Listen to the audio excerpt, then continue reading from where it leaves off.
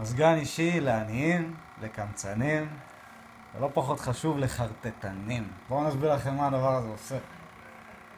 זה מגיע עם שקית של כדוריות, שזה כמו הכדוריות השקיה, שיש להשקיית הציצים בהשעיה. אז זה מגיע חבילה קטנה, אבל הדבר הזה יש ריח מטורף. פתחנו את הדלת והשכנים מריחים את זה. וכן, אני מגזים החושים.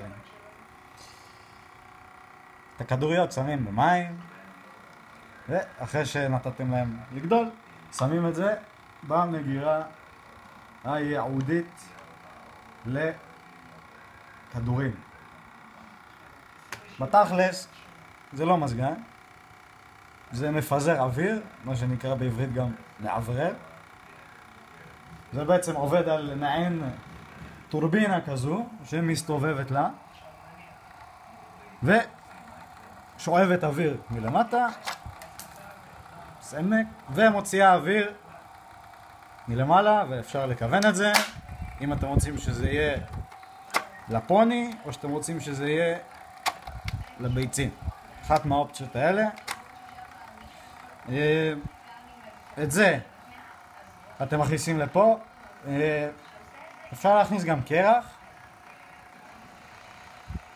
ניסית את זה? זה עובד עם קרח? זה עושה קור? רועי אומר שזה לא...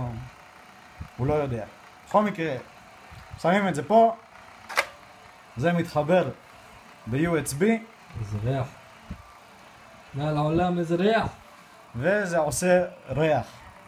וזה אחלה מעברר. החיסרון של הדבר הזה, שברגע שאתם שמים את זה על משטח, טוב, זה משטח לא טוב, על משטח, קיצר זה עושה הרבה רעש. באופן יחסי, לא יודע אם שומעים או לא, אבל זה הרעש שזה עושה.